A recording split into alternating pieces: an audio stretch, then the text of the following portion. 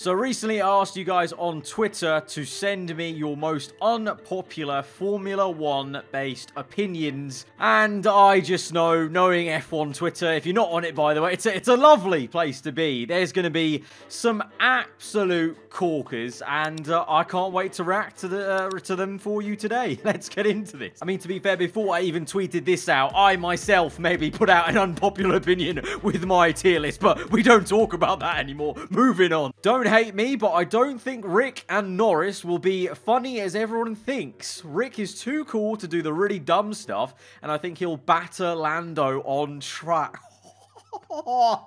Jesus, Dan Paddock with the absolute knife here. I can't listen. All right, you know the sticks, okay? I can't be having this. All right, I can't be making videos of Lando. I've got to stick up for him. I don't think he'll get battered. I think Lando's shown he's done quite a very good job actually this year. I think he grew a lot as a driver this season. I do admit Rick's obviously a top level driver. I think that's why Lando can only get better alongside Rick. Whether he batters him, I just don't see it. I really don't see him batter. That's a very harsh word. Batter. Kind of ironic from Dan Pat. If you don't know, Dan actually does the socials at Mercedes. Quite ironic since one of your drivers gets battered every... To the part about not being funny as everyone thinks, I can actually maybe see what you mean, but I think Lando can maybe bring it out of Rick and bring the silliness out of him. I think we've seen that before in the past. I think we'll see that plenty next season. Fernando Alonso should not be back in the sport when there's so many young, talented drivers without seats. Rosberg, we've got multiple takes here. Rosberg is a better driver than Vettel. What? Huh? Danny Rick is the third best driver on the grid right now. Max still has an anger issue that could prevent him from being a World Drivers' Championship. There's a lot to unpack here, Craig. There's a lot. We need to tuck ourselves in. I can see both sides to it. Clearly, he's still got the speed. So, you know, it's up to Renault, really, or any F1 team that wants to employ him, to be honest, really. It's not like, you know, I don't feel any bad blood in any sport when older sportsmen are maybe holding back. Because if they're good enough still, then why force them out or not let them do it, basically. But it is a bit of a shame Renault have basically not used their young driver program at all to promote a young driver to it when there was a clear chance to with Rick leaving. But the second line, Rosberg is a better driver than Vettel. It's a tough one because I do rate Rosberg. I think I rate Rosberg way more than most give him credit for. He is someone that has beaten Lewis Hamilton in the same car in that Mercedes era, 2016. But like as a statement, that is a corker. That is a real piercing statement to say that about a one-time world champion via four-time world champion. The cost cap will do absolutely nothing for the sport. Mercedes dominance will continue for the decade. Flinsich. Do you want the pain to continue? Okay, this has been a cracking season. We've been very lucky at how good the individual races are. But the fact we didn't still have a title fight in a year like this is abysmal. And you want... Just stop speaking it into the world, man. Given the difference in amount of experience, I think Lance could easily be better than Perez in a few years. And Racing Point made the right decision. Oh, you're going to get some F1 on YouTube. Absolute. For some reason, you got with a burning passion hate Lance Stroll on YouTube. On Twitter, it's a little bit less. It's a little bit less so. So that's going to be an absolute field day. Huh? Oh, this next one. What? Abu Dhabi is great for racing. Mercedes will start 2021 on the back foot. That second part I can get on board with. Hopeful. The first part. Did you watch the Grand Prix? Me and Niren started playing Monopoly in the middle of it. It was so boring. Yep. Right, cool them down. We're going to play Monopoly. Right, so that's 2 hotels for you. So how much do I... 300 please. 300. All of the tracks that returned this season as replacements were all disappointing and was way too overhyped. Huh?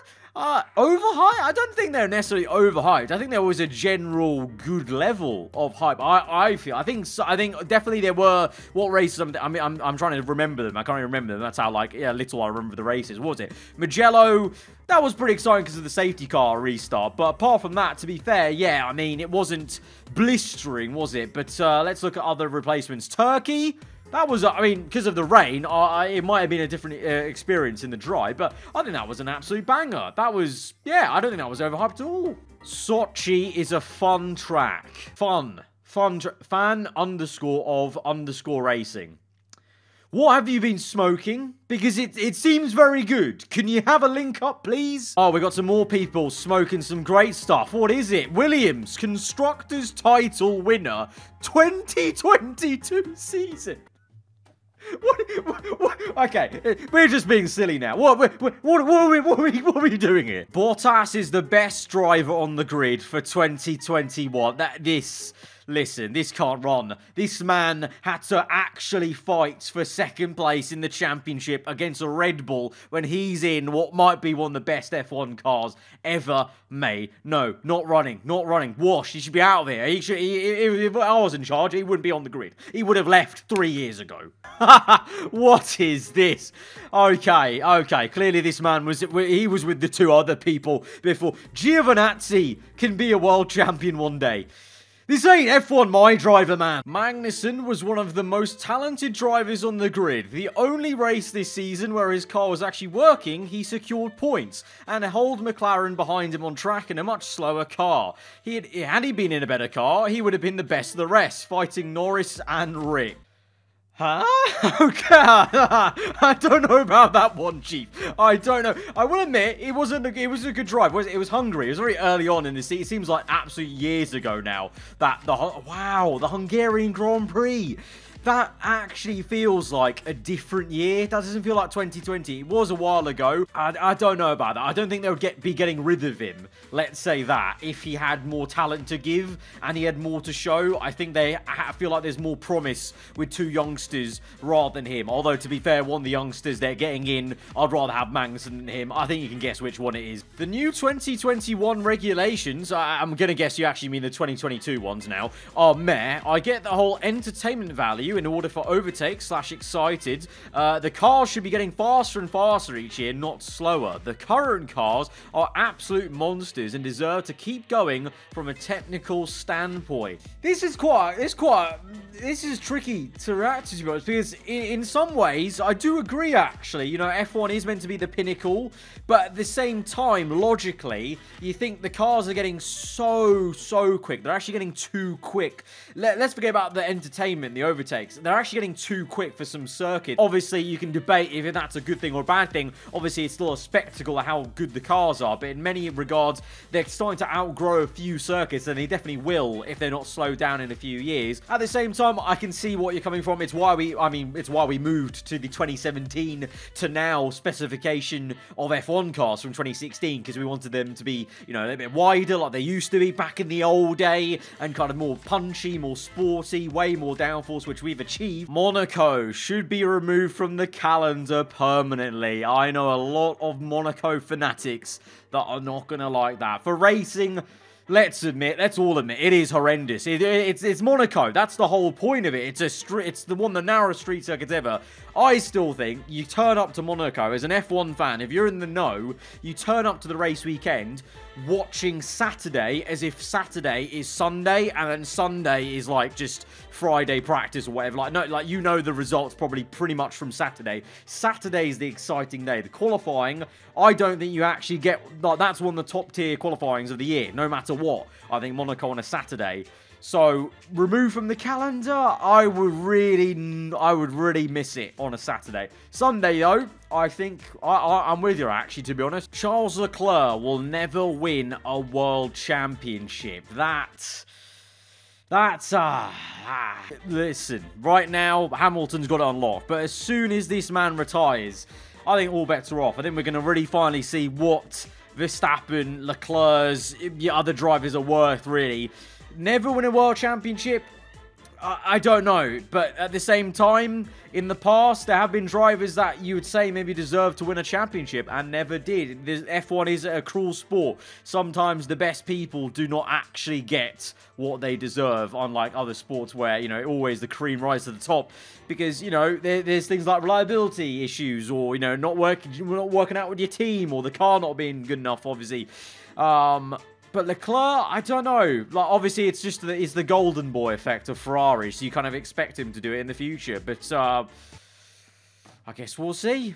Silverstone is massively overrated as a circuit. Oh, Lord. Listen, this man, Evan, my guy, do not turn up. Do not turn up to the next British Grand Prix or in the future. They're gonna come for you.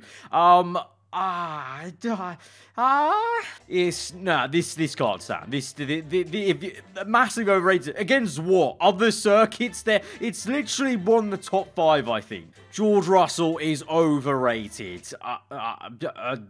Did you watch Sakir? Did you see him slap up Bottas?